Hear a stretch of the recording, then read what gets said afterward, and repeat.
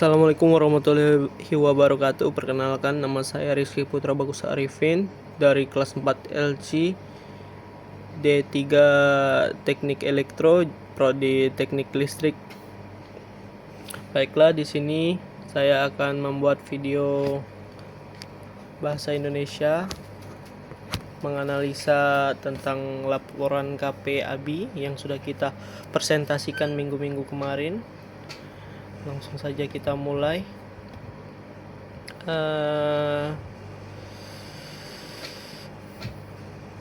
Oke, kita masuk kesalahan pertama, ya adalah kesalahan ejaan, kata, dan tipe.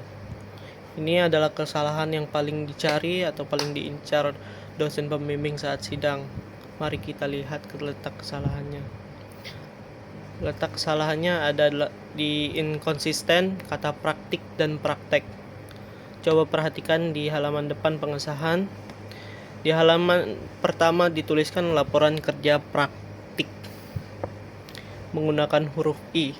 Tapi begitu masuk ke halaman kedua, lembar pengesahan, tulisannya berubah menjadi laporan praktek menggunakan huruf E. Bahkan di halaman 3, paragraf 3 masih tertulis laporan kerja praktek. Jadi di sini berdasarkan KBBI, Kamus Besar Bahasa Indonesia, kata yang baku adalah praktik menggunakan I, bukan praktek. Penulisan ini tidak konsisten dalam memakai kata baku sepanjang dokumennya. Dia agak ini ya. Baik, lanjut. Salah ketik nama kota dan kata hubung. Masih di halaman ketiga, pada kata pengantar ada kalimat berkat dukungan dan pengalaman berharga selama pelaksanaan kerja praktik tersebut, penulis akhirnya dapat menyelesaikan. Nah, di sana tertulis akhirnya kurang huruf N. Seharusnya adalah akhirnya. Hal kecil seperti ini menunjukkan penulis yang kurang teliti sebelum dicetak.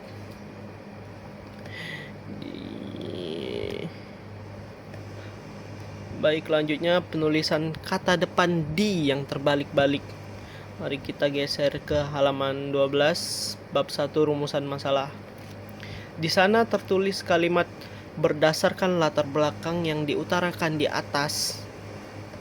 Ini kesalahan fatal yang berulang. Kata diutarakan adalah kata kerja pasif. Jadi imbuhan di wajib digabung menjadi diutarakan, sebaliknya kata di atas menunjukkan tempat atau posisi, sehingga kata depan di wajib dipisah menggunakan spasi menjadi di atas. Penulisan di sini malah menukarnya secara terbalik. Baik,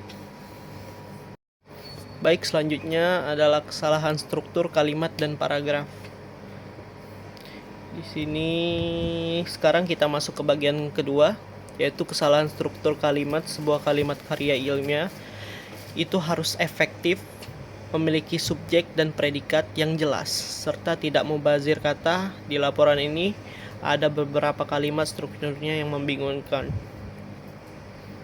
Yang pertama, kalimat tidak efektif dan bertele-tele, atau singkatnya mubazir kata. Bagian manfaat kerja praktik poin nomor 2. Kalimatnya berbunyi dapat mengetahui bagaimana langkah-langkah penanganan kelembapan.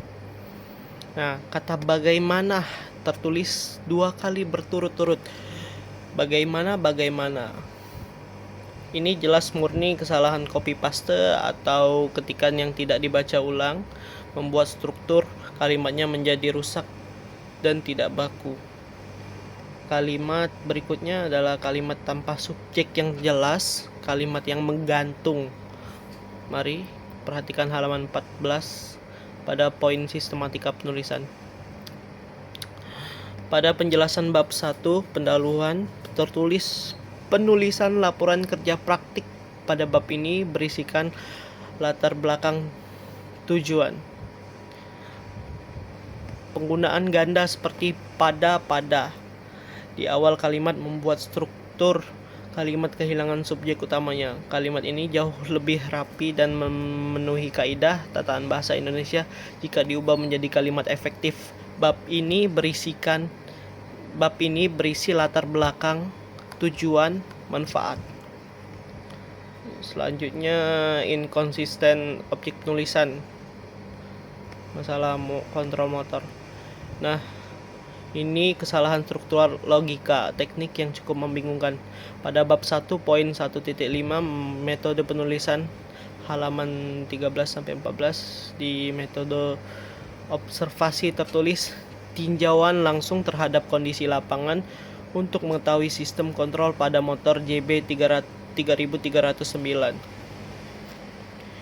Judul laporan ini dari awal adalah membahas kelembapan pada motor GB 304B. Tapi mengapa tiba-tiba bagian metode observasi motor yang diamati berubah kode menjadi motor JB 3309? Di poin wawancara pun disebut mengenai sistem kontrol. Ini indikasi kuat bahwa metode penulisan ini merupakan hasil copy paste dari laporan milik orang lain atau kakak tingkat sebelumnya lagi, dan si penulis lupa mengganti kode objek motornya dengan objek penelitiannya sendiri. Baik, di poin 3 ini kita bedah kesalahan daftar pustaka. Sekarang kita beralih ke bagian krusial yang paling sering diperiksa oleh dosen, yaitu daftar pustaka.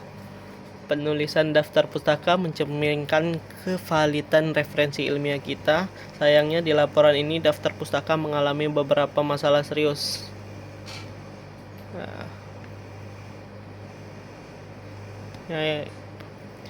Kesalahan penulisan sumber internet tanpa URL spesifikasi. Mari kita lihat referensi 6 yang ada kurung kotak 6. Blog 2023 titik jenis komponen motor listrik diakses pada 10 September 2024 dari https unitedmotor.co.id. Penjelasan kesalahan. Pertama, nama penulis ditulis blog, padahal blog itu nama medianya, bukan nama penulis atau institusinya. Kedua, tautan URL yang disertakan hanya menunjukkan ke homepage utama, bukan di artikel langsungnya. Artikel spesifik. Pembaca tidak bisa menemukan artikel tersebut kalau hanya diberi alamat beranda utama. Selanjutnya, munculnya teks sampah atau gangguan sistem ketik. Perhatikan referensi nomor 7, Efriansyah, RTTA.2002, motor sinkron. Pengertian, prinsip kerja, dan konstruksi diakses pada 10 September 2025 dari https www.kelasteknisi.com Wikipedia 2020. Penjelasannya adalah di bagian akhir link tiba-tiba muncul teks mandiri berbunyi Wikipedia 2020 tanpa kelanjutan artikel maupun keterangan tautan. Ini adalah kesalahan struktur teks akibat kelalaian saat mengedit. Teksnya menggantung, yang seharusnya dihapus atau diselesaikan format penulisan referensinya. Lanjut di inkonsisten tahun akses sumber digital. Coba teman-teman perhatikan tahun pelaksanaan kerja praktik mahasiswa ini. Di lembar pengesahan KP dilakukan pada Agustus sampai Oktober 2025. Dan laporan selesai pada Januari 2026. Tapi lihat seluruh daftar pustakanya dari nomor 1 sampai nomor 7 tertulis kalimat diakses pada 10 September 2025. Penjelasan kesalahannya adalah sangat tidak logis jika semua artikel dari website yang berbeda-beda diakses secara serentak pada tanggal dan bulan yang persis sama, yaitu 10 September 2025. Terlebih lagi pada nomor 6 dituliskan diakses pada 10 September 2024. Padahal artikel baru terbit di tahun 2023. Hal ini menunjukkan bahwa akses internet tersebut kemungkinan besar dikarang atau sekedar disamakan secara malas oleh penulisan agar terlihat seragam tanpa pengecekan fakta yang data aslinya.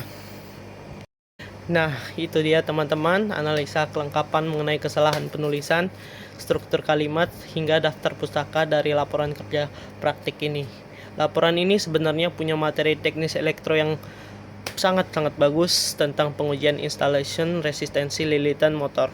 Tapi kesalahan-kesalahan tata bahasa seperti kata baku yang tertukar, teks copy paste yang lupa diedit, hingga tanggal daftar pustaka yang tidak masuk akal bisa mengaruhi nilai profesionalitas di akademik kita. Pelajaran penting untuk kita semua: sebelum kalian menjilid atau mengumpulkan laporan ke dosen penguji, pastikan lakukan proofreading atau baca ulang minimal 2-3 kali. Jangan sampai hal-hal sepele merusak kerja kelas kalian selama berbulan-bulan di lapangan pabrik. Kalau kalian suka dengan video laporan ilmiah seperti ini, jangan lupa klik tombol like, share, dan subscribe, serta share ke grup angkatan kuliah kalian. Terima kasih.